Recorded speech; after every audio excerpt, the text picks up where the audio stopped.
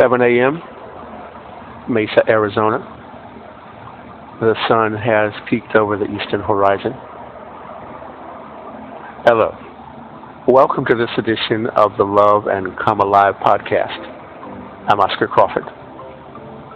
It is a pleasure to share what is in me and my goals, my dreams, my hopes with you every Wednesday. I value the moment, and I hope and I pray that I offer something to you that helps you become not just a better version of yourself, but the very best version of yourself, and that you are so much love alive that everybody who comes into your presence, into your orbit, is positively affected by you.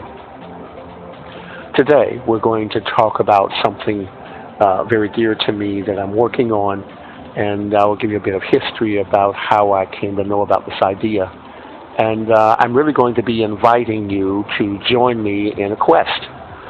The quest is the formation of a mastermind group to develop clearly what love is, what love is not, and the development of the how-tos and science of love and what makes love and relationship have the best opportunity to work well for the people who share it. I learned the entire notion of what it means to be part of a mastermind group from the late, great Napoleon Hill, the author of Think and Grow Rich. As I listened to him talk years ago, he talked about being invited to the White House by the longest sitting president of the United States, Franklin Roosevelt, during the aftermath of the Great Depression and the coming of World War II. Because Roosevelt had the notion people needed more from their government. Now, there's debate on this. There's always has been, always will be.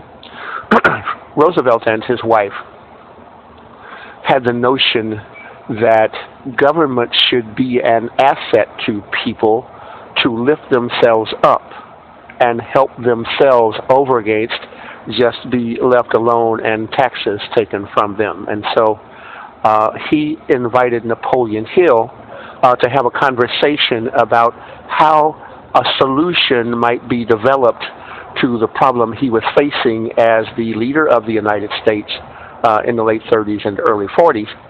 And so Hill proposed the gathering of great minds to think together on the same thing to develop a solution to a common problem.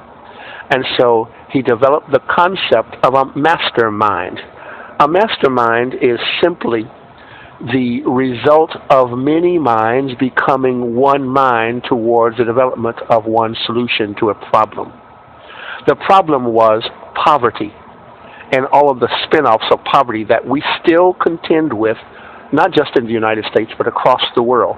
Our world, whether we like it or not, which side we sit on the question or not, reflects a number of people across the planet who do not have access to decent, safe, and sanitary housing, clean water, enough food to eat in a day, access to health care or education. And so these were problems that Roosevelt sought to answer, but he realized that he was not smart enough to answer these questions alone to develop best responses to the situation. And so Hill began to invite a number of minds to gather with him at the White House for out loud thinking sessions with the intent to offer the president a solution to the problem many Americans were experiencing at the time. Think about this. How many times have you faced a situation that you knew that you could not answer alone? I'm sure if you're honest, you have a number of those situations you've encountered in your life, especially if you're an adult.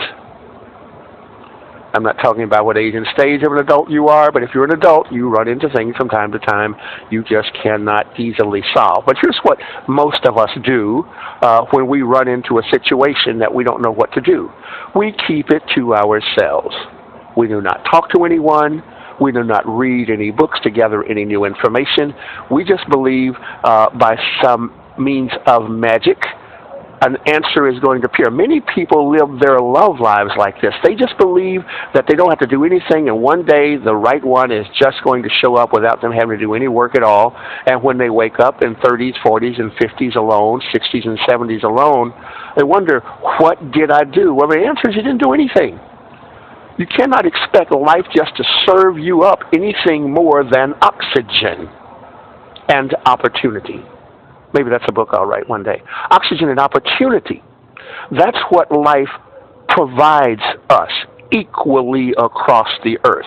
Oxygen and opportunity. Our opportunity is to reach out and connect to others, that through our engagement of them and their thoughts and their ideas, we come up with potential responses to our situation that we can try. It's the scientific method. It's trial and error. It's experiment.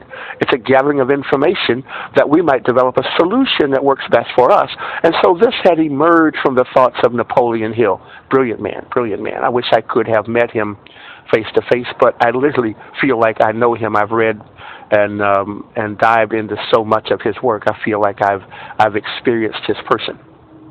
Now, in the context of exploring what love is and what love isn't, and developing best practices of the how-tos and science of love to enhance the probability of success for love and relationship, it is going to require much more than the mind of one Oscar Crawford. I cannot do this alone.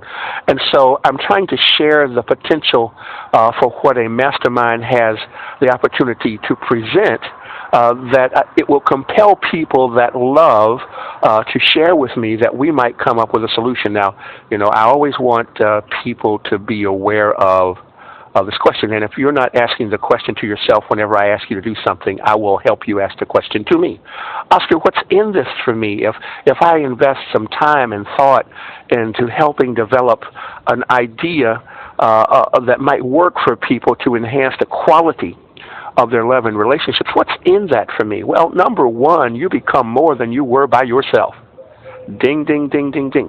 If you share in the mastermind experience, you become more because you get access to the thoughts of others who are thinking on the same things that you're thinking about, and you are likely to hear many things that will enhance your skill set. That alone has value. I don't just walk in the streets and try to meet people from all over the world through social media just because I have nothing better to do. I have the intent to help people live better lives.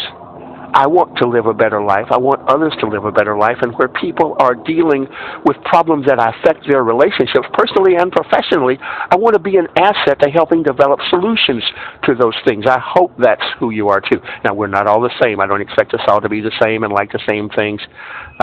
Especially in matters of love, we're extremely different.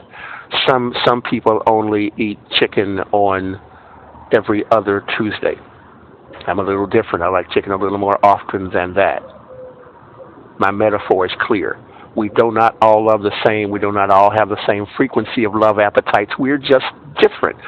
What our goal is to seek out and connect with those persons, individuals and groups, that help that happen better for us. And I know that's got to be making sense to you. All right, so what's in it for you? Number one, you will personally grow. Personal growth is huge. It's important. We should all be invested in our own personal growth all the time. All right, what else is in it for you? Well, as many of you are already aware, I'm going to be developing a text over the year that assembles this information into a book to take into the market that people can have access to, that they might be able to grow themselves. They may not be able to participate in the mastermind with us, but they will be able to take the information that we assemble and it benefit their lives. Okay, so for all of you who are willing to join me in the Mastermind Group, and we develop considerable information that would be of benefit to people, then I want people to know who you were and how you were a part of this mastermind group. A team might be another word for the mastermind group, but it's not exactly the same thing. A team performs tasks together to accomplish a goal, and usually it has something to do with competition and victory. So a mastermind is the mechanism for people to develop solutions. Teams work them out. They actually live them out and do them.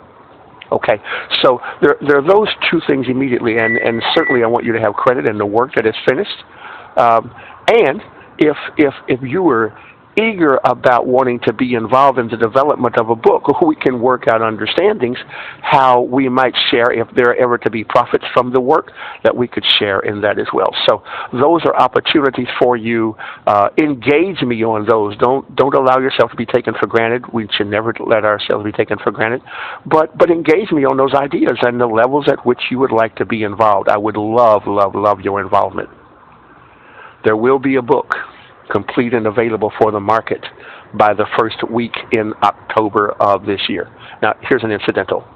One of the things that we will be doing at the Love and Come Alive retreat in the mountains of Arizona in October, the first week in October, is I will be sharing that book with all who attend that retreat. You will get an ebook and a paperback of that book. And there are some fundraisers planned between now and then, and if I raise enough incidental money, I'm going to have it printed in hardback that everybody might have a copy of that attends. So those are just incidental plans to the project throughout the year. Now, how does a mastermind work?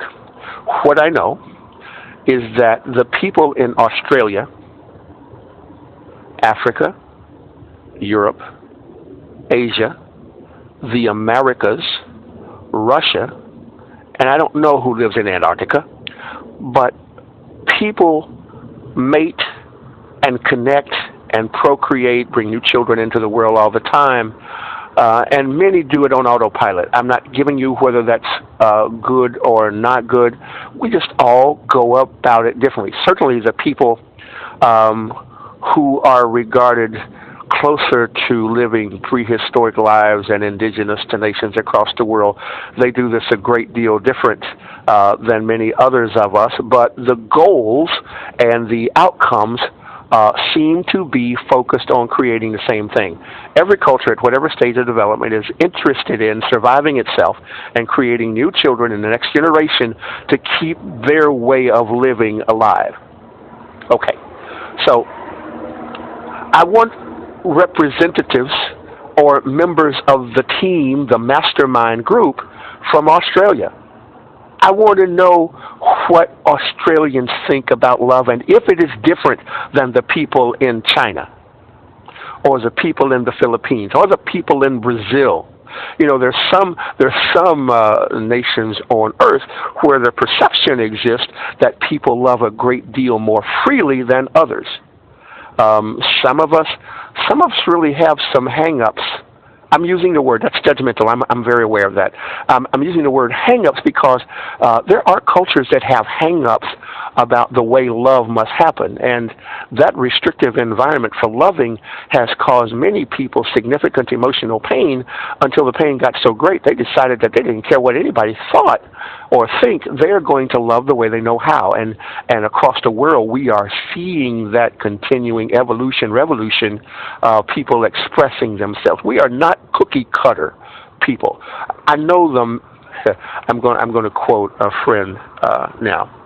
A friend named Donna. Donna says that the mass consciousness mindset wants to make us all into the same human robot. I get that. It's true. You know, people need you to be in agreement with them or something must be wrong with you. No. Human beings are qualitatively all significantly different until the herd forces them to be just like them. What I am talking about has no thought of that. Not trying to push people into corners to live like everybody else. I want people to be able to live out their own self-expression and intention in ways best suited for them that doesn't harm anybody else. All right, so, you know, how do the people of Central America love and approach relationship differently than the people of Ireland and Scotland and the entirety of the United Kingdom? How does it happen differently in Eastern Europe? Now, if sex were the only common denominator, I mean, people are having sex across the earth as often as possible with as many people as possible until they decide on a mate selection that they may do long-term relationship with. All right, so the kinds of questions that I want us to explore together with other people, and I will be providing tools for this. I want to know things like, how many times have we experienced heartbreak, brokenheartedness, and disappointment from our relationships because something didn't work? And if people can identify that something, I want them to be able to identify that something. Was it communication? Was it money? Was it criminal behavior? Was it drug addiction? What was it that entered into the relationship that caused it eventually to break down and no longer be able to experience itself? All right. So I mean, that's just one. It's a beginning. How many times have you had your heart broken? And I will be so assertive to encourage you to ask, how many times have you broken another's heart? How many times have you been the heartbreaker? Now, listen, there are some people who only want to use love for its benefits.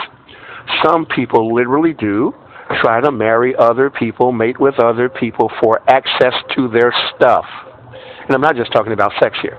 Sex is a factor, but people become involved with other people for access to their stuff.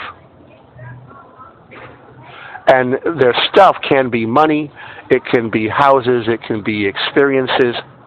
And I'm wanting to help people understand that if you are seeking to be connected to people for connection to their stuff, you need to really ask yourself a question from your own personal integrity.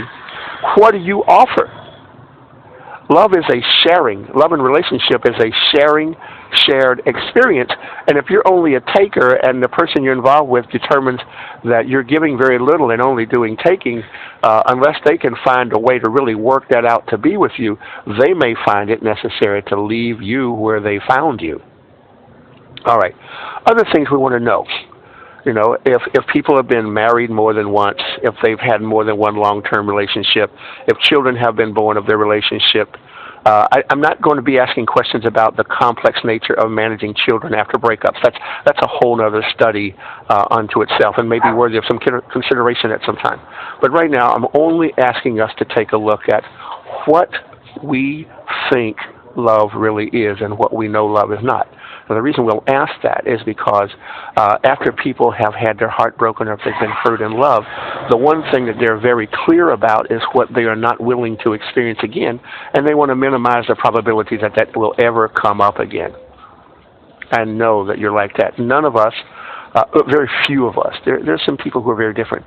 Very few of us volunteer to experience pain. Pain is just not something in our wheelhouse we want to become masters of. Now, I will say this to you. There are some people who are involved in love and relationship that has pain as part of their connection, and I'm not going to pretend to understand it, but I'm not going to question them either or have some negative perception of that. I want people to find what works for them with other people that doesn't harm them or themselves, and what people agree to that works for them that causes no detrimental harm. That's their business. It's just their business. Okay. So what else might we ask? Well, we might ask, how did people prepare for love? What were their models? Who were their examples? Were they building their models off culture around them? Were they building their models off their parents? Were they building their models off people that they met at school? How did people learn to love, or was it just an event of luck? And it's okay. It doesn't matter how.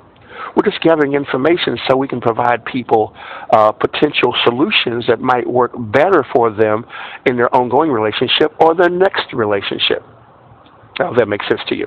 Now, when this is presented as a tool, it will be much more clear and concise. I'm really just talking through with you the many things as I think about them in terms of the exercise of a mastermind group to consider what love is and what is not, and how many people we might ask across the earth, so we can have more ideas than our own about how we might enhance our love and relationships such that they're much more fulfilling to those of us that are involved.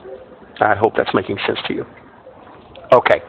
Now, all of us who are connected on social media, we have friends across the planet. You have connections to people that I will never have connection to. I have connections to people you might never have connection to.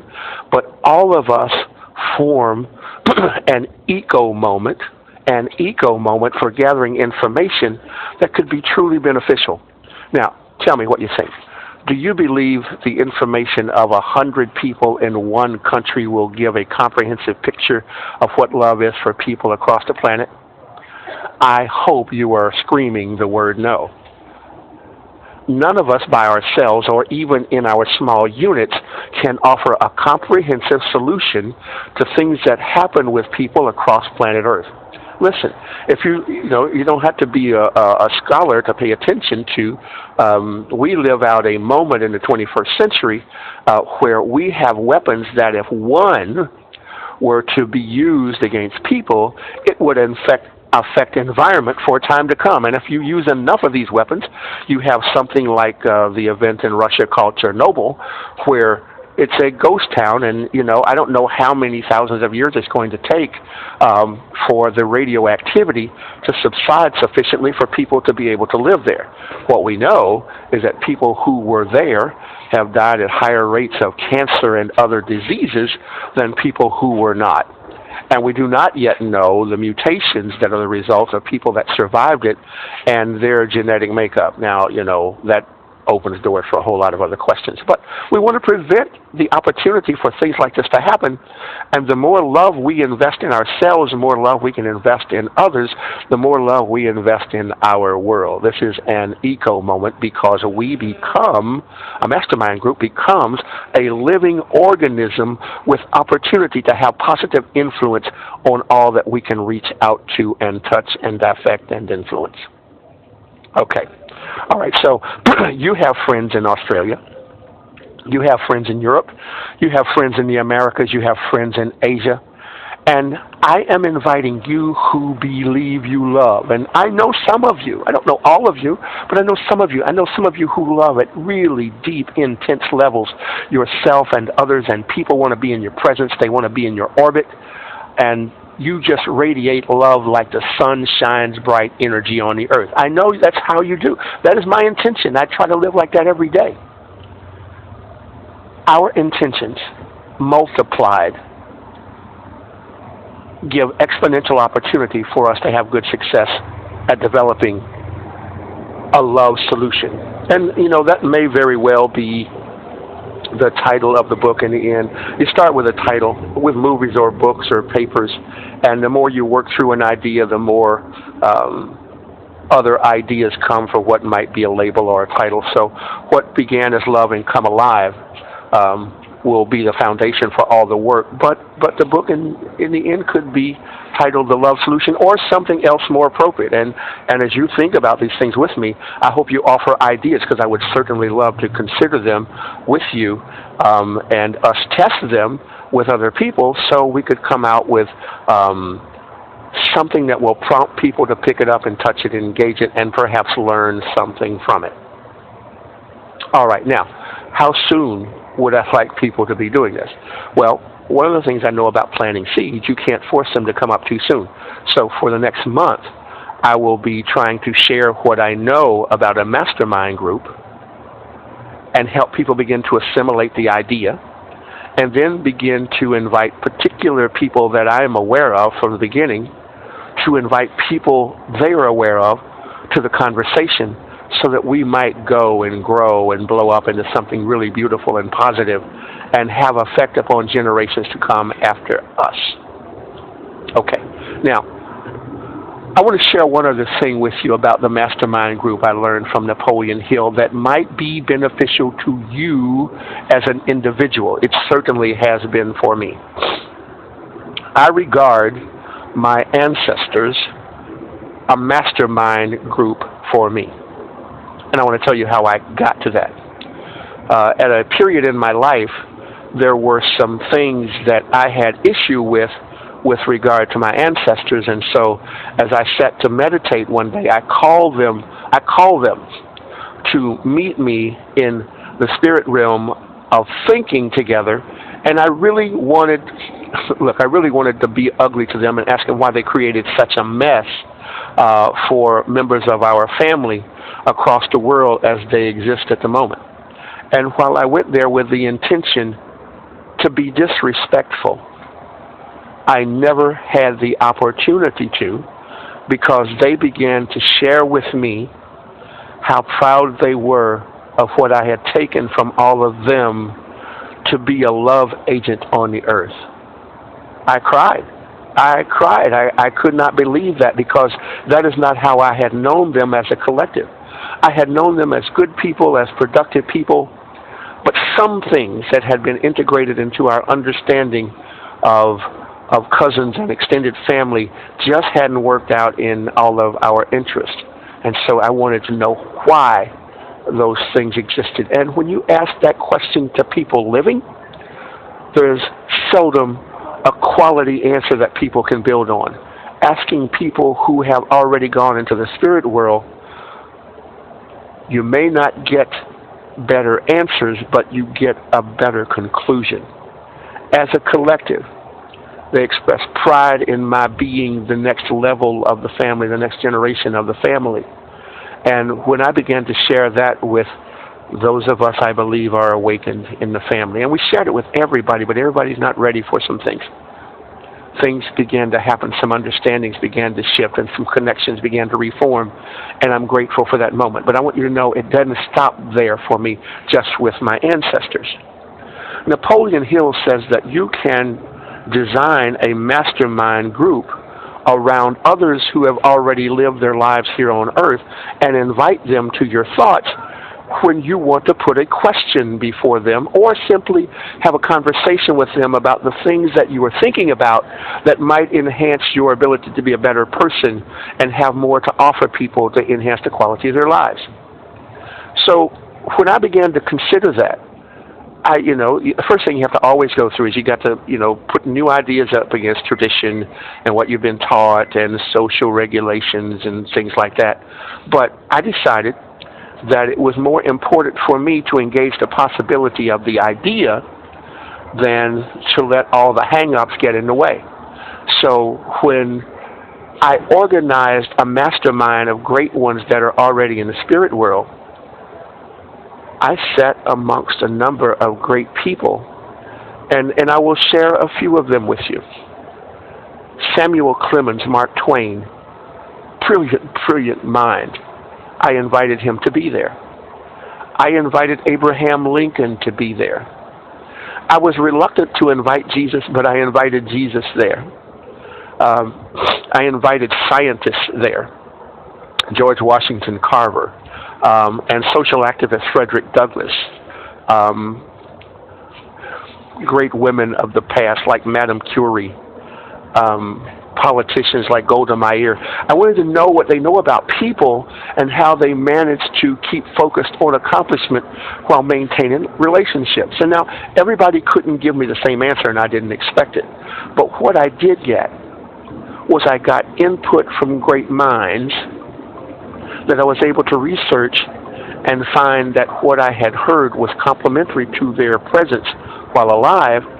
And so I was able to take what I had heard and join it to what I could read and research, and I became a more prepared person to live the life that I'm trying to live. I hope this is making sense to you. You may say Oscar's a little different, and that would be true. I'm thankful for that. You are also a little different. We are all a little different. All right, so that thing that happens to me every time I'm talking to you has happened. I'm out of time. I value you so much. Those of you who have the privilege to be close to, I love you so very much from my heart. It is my intention to always be giving and loving to you in a way that helps you to become a better you. And so I will be personally inviting many of you to join me in the Mastermind Group. You don't have to say, yes, I hope you will. You don't have to say, yes, I hope you will. Together, we can build a platform that we may in the end call the Love Solution. All right. Thank you for joining me one more time. This is Oscar Crawford, and this has been the Love and Come Alive podcast.